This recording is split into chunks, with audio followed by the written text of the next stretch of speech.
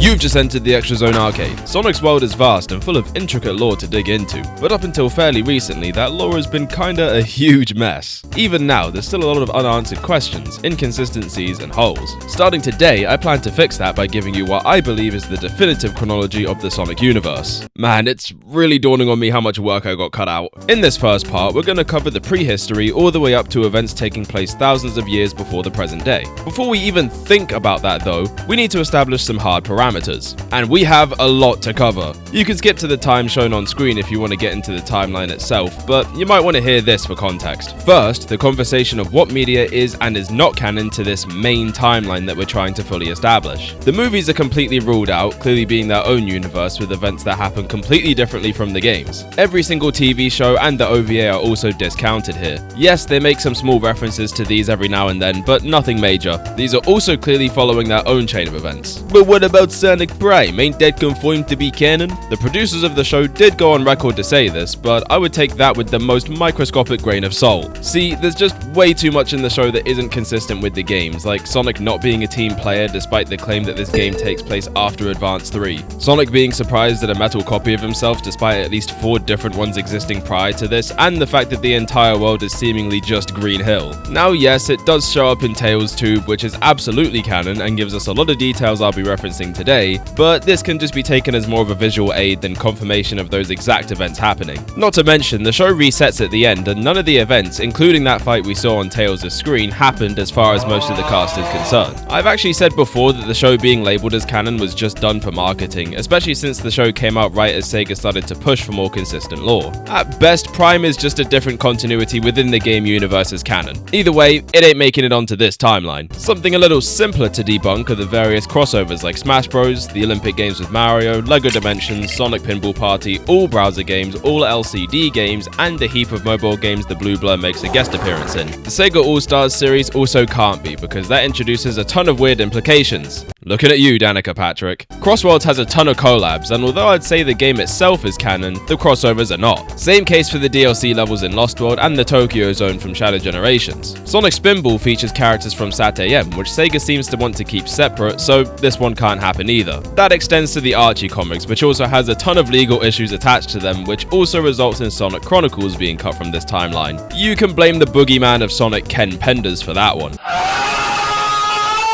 Educational games, the entire sub-series of Boom except for the character of Styx the Badger, the Sonic Cafe mobile games, the modern mobile games except for Dream Team, Sonic Speed Simulator, the Twitter takeovers are not going to be considered here. I know that last one might be controversial, but again, there are some pretty strange implications given the fact that characters are interacting with real-world humans. You know, on an unrelated note, did you ever find your dad? I mean, do you think Taylor Swift and Sabrina Carpenter should exist within the Sonic universe? And how do you think they would have handled the Dark Gaia incident? You know, I think I might have my next video idea. Back on track. Next, we need to look at the topic of alternate versions of the same game. First example being Sonic 1 8-bit. For this game, I consider it to be canon and interspliced with the events of the 16-bit version. Like, all the zones and moments across both versions do happen. I'll talk more in depth about how that'll work when we get into it in the next episode. Sonic Colors DS is in a similar situation. Characters directly call back to events of both it and the console version. Sonic 2 8-bit is an entirely different game with a different plot, so I'd consider that its own entry. Unleashed Wii has the exact same plot as the HD version, so they'll just be counted as one and the same entry on the list. Same with Lost World 3DS. Generations 3DS literally can't happen. They changed up the plot progression and dialogue because the game was made on a tiny budget with barely any dev time, so couldn't include 90% of the cast. Shadow Generations doubles down on the plot of the console version, making the 3DS version completely non-canon, and at best an alternate continuity. Maybe the Time Eater's rifts cause some kind of alternate versions of events, who knows. I just found out there are issues to do with Sonic Pocket Adventure also, with the game apparently being off limits and unmentionable. No idea why, but unfortunately it means I can't include it here. If that ever changes in the future though, I'll give a hint later in the series as to where I think it should happen. So, that leaves us with the majority of the games, IDW comics, Tails Tube, and the Sonic Channel stories, the latter of which comes from the Japanese website called, well, Sonic Channel, where sometimes short stories are included in their Sonic Picked Art series. Oh, and comic tie-ins and prologues outside of Archie, as well as the YouTube animated series, are also canon. Now that we've properly established the canon, what about my sources? I'll be looking at official sources like the Sonic Channel timeline, the Encyclopedia, and of course, the main media itself like the games and comic. I may reference comments made by Ian Flynn, current head writer of the series, but bear in mind some of his statements were made off the cuff and aren't 100% set in stone. I'll also be hitting up the Sonic Wiki Zone, which mostly has reliable and accurate information, but sometimes can miss the mark due to being an unofficial fan site. So I'll be sure to do some extra digging before using information I can find on there. This is also going to be done completely in linear, chronological order and will follow that track closely even in the event of things like time travel. With all of that finally out of the way, let's go to the earliest point in the timeline as we cover the prehistory.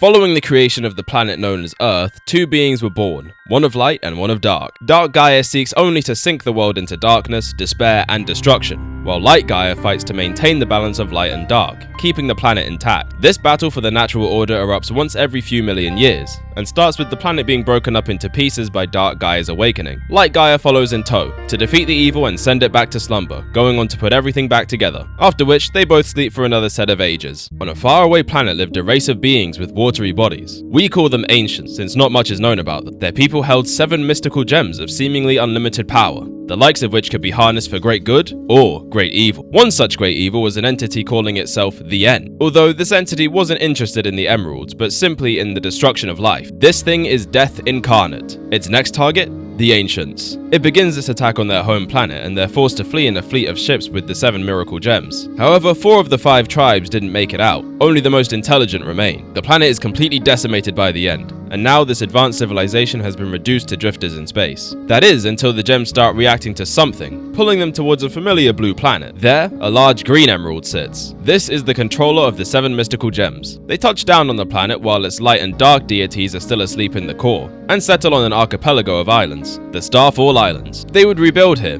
working towards contingencies if that deadly entity came back to finish the job. They created altars to harness the power of their gems of chaos, built weapons and machines to combat the enemy, and developed a digital dimension that stored all of their hopes, dreams, memories, and data. This is cyberspace. Time would run out fairly soon, as the End tracked them down all the way through the galaxy. 4 warriors piloted their newly built titans to take the villain head on. Dragon piloted Giganto, Snake piloted Wyvern, Tiger piloted Knight, and Crane piloted Supreme. The battle looked grim, with Crane eventually coming up with the idea to bind the entity to his titan and seal it in cyberspace. This would kill him, but the plan was carried out successfully, and shortly after, the few remaining ancients fled to the Master Gem that brought them all there in the first place, located on what's now known as the Mystic Ruins. The good luck charms they carried with them would preserve the spirits of those who had been lost. These are what we now know as Coco. They built a shrine for the Master Emerald and the 7 Chaos Emeralds, which they kept under constant watch and protection from any outside influence. To further that, a stronghold was built underground with a secondary shrine for the emeralds. They knew forces out there may still make attempts on the gem's mystical power,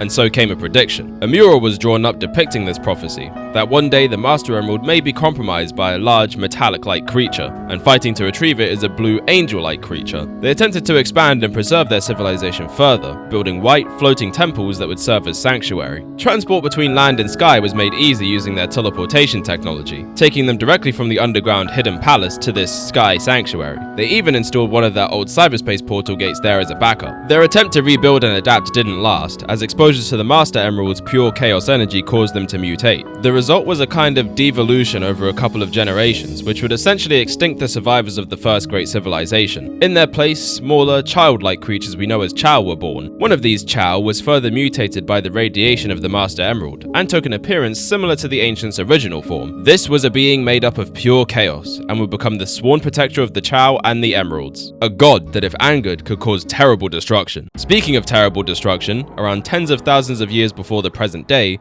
the first recorded attack of Dark Gaia took place. The planet was split up, causing another cataclysm, and then promptly put back together by Light Gaia. This incident inspired the second great civilization, known as the Gaians, to construct 7 temples that house the very power of the Earth itself. That way, in case of another destruction event such as this, there's another means to survival outside of relying on the power of Light Gaia. By placing one of the 7 lights of the world on an altar, the temples would help to reconstruct the planet instantly. These temples would harness the power of the Chaos Emerald, which we established are being kept in Mystic Ruin. So, So how do the Gaians have so much knowledge on them? My theory is that they researched infrastructure and culture of the first great civilization, the Ancients. They learned of their chaos engines and other devices that use the arcane power of the emeralds and incorporated this into their own design. But how did they replicate the emerald's power? With the use of the astroscopic lenses, which only one is known to exist in the present day. These artifacts are known to be power amplifiers and could also have been used as a conduit for the temples. The Gaia manuscripts were also created, which depicted the event known as the Time of Awakening. It also records the location of each of the 7 temples, the nature of Dark Gaia and its minions, and the consequences of the being succeeding in its mission. Sometime between tens and thousands of years ago, the Gaians would be wiped out, leaving only these records. As a result, little is known about them, but it's suggested that the Time of Awakening had already claimed many of their people, being lost to the planet's core. By the time the temples were constructed, there were likely only a few of them left. Somewhere within this time frame of tens of thousands of years ago, a race of bird-like aliens known as the Babylonians would descend upon Earth, bringing another highly advanced civilization well beyond anything seen in this world, even now to an extent. Although their place of origin is unknown, they traveled through space on a ship known as Babylon Garden. This vessel, powered by the arcs of the cosmos, began to malfunction when passing Earth. The arcs became unstable, with the potential to create a black hole known only as the lightless black, a phenomenon that takes place when the gravity-defying power of the arcs goes out of control. In order to not be consumed by nothingness, the Babylonians were forced to disconnect the arcs from Babylon Garden, crashing the vessel into the Earth and scattering the artifacts in its atmosphere. Now all they could do was try to rebuild on this distant planet, hoping the arcs would come down and grant them passage back to their home. Some believe the tradition of wishing on a shooting star came from the Babylonians believing they could be the arcs of the cosmos landing on Earth. Regardless of their wishes to go back home, they were able to settle nicely on Earth, where they'd become infamous master thieves, treasure hunters, and inventors. People around the world would call them the Babylon Rogues. Many leaders would be appointed to the Rogues, but the 13th leader, named Stolen, would make a breakthrough. Together with the other Babylonians, the magic carpet was created, allowing for much easier travel during their treasure hunting expeditions. This would essentially be the first extreme gear ever created, and would pave the way for more advanced models from generation to generation. The carpet itself would be placed under the protection of the Babylon Guardian, a godlike being who resides within the inner sanctum of Babylon Garden. Eventually, the Babylonians were able to recover 2 of their arcs of the cosmos as they fell from orbit. However, all of them would be needed to relaunch Babylon Garden, so these would be sealed away, one at the Gigan Rocks and another at the Crimson Crater.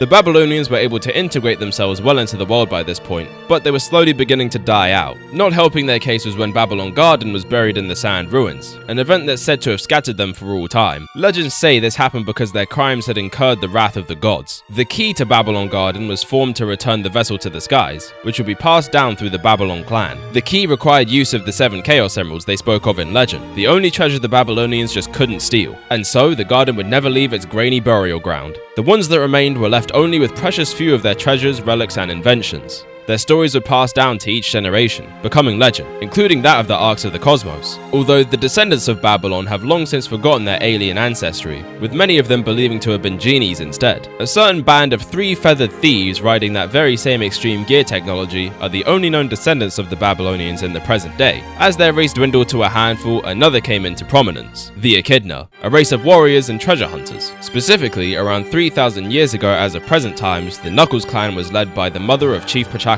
She was a moderately neutral party amongst all the rivalries of the surrounding nation's warlords. Once her son had a daughter of his own, she was quick to pass on to her all her love, wisdom, and knowledge, including knowledge of the land they inhabited, the Mystic Ruin, where the Master and Chaos Emeralds were held. She would repeat a prayer that is said to be able to tap into the power of the Master Emerald. The servers are the 7 Chaos. Chaos is power, power enriched by the heart. The controller is the one that unifies the chaos. She also passed on to young Takal the knowledge of the Chow, peaceful creatures that were said to be the guardians of these miracle gems. Unfortunately, Grandma would pass on and leave her son to inherit the leadership of the clan. Her more peaceful teachings didn't sit well with Pachacamac, who sought to expand the reign of his clan further, and with brutal means. He was a warmonger who stole from the other nations, killing all who opposed him and his rule. The Knuckles clan quickly rose to the top and enjoyed a period of prosperity. With each victory, their scope got more and more ambitious to the point where world domination was on the table. Pachacamac was loved by his people. He gave them treasures and opportunities to fight, all they really wanted. His daughter wasn't so keen, and would eventually stumble upon the Emerald Shrine of Legend. Her pure spirit got the attention of the protector of the Emeralds and Chow, Chaos. The two became close, and Chaos brought the girl to see the Master Emerald for herself, eventually coming to understand the meaning of her grandmother's prayer. Disaster would strike not long after,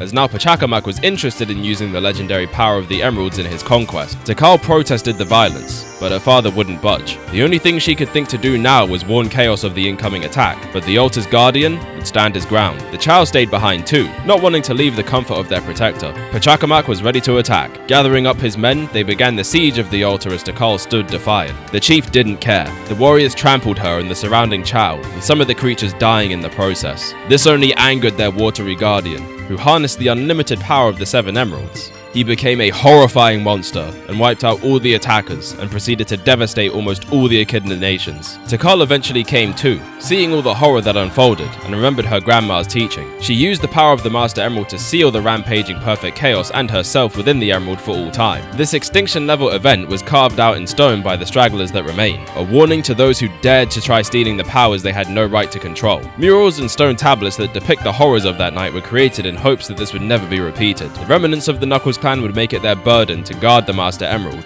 ensuring its power never falls into the wrong hands, or worse, the beast is set free. To that end, they used the Master Emerald's power to cut out a huge chunk of the land in Mystic Ruins and lift it into the sky. This floating island is what we now know as Angel Island. A subterranean hall was also discovered, where they could stash the emerald away with its own shrine built similarly to the one above ground. Floating even higher above the island, a set of mossy, white ruins could now be spotted. Curious settlers would use the mysterious ancient technology to teleport them from Angel Island to the enigmatic Sky Sanctuary and back. It was theorized these structures must be more remnants from the first great civilization that settled on the Mystic Ruins before they died out. The architecture here is a dead ringer, and this kind of technology was something the ancients prided themselves on. And so this would become a heavily guarded relic, with only a few entrusted people being allowed to enter. Eventually, much like the ancients, Gaians, and Babylonians before them, the remaining Echidna would slowly die out, leaving only a small handful of Knuckles clansmen, until today, where only one remains, the sole guardian of the Master Emerald. As for the Chaos Emeralds, they were scattered all over the world following Chaos's attack, and enclosure within the Master Emerald, now becoming some of the world's most sought-after treasures. Somewhere between 2,000 and 4,000 years ago was the creation of the Gizoid, combat androids that could adapt to any fighting scenario. They were created by the 4th Great Civilization, who were completely shrouded in mystery. This is largely because they were wiped out by their own creation, although how this came to be is unknown.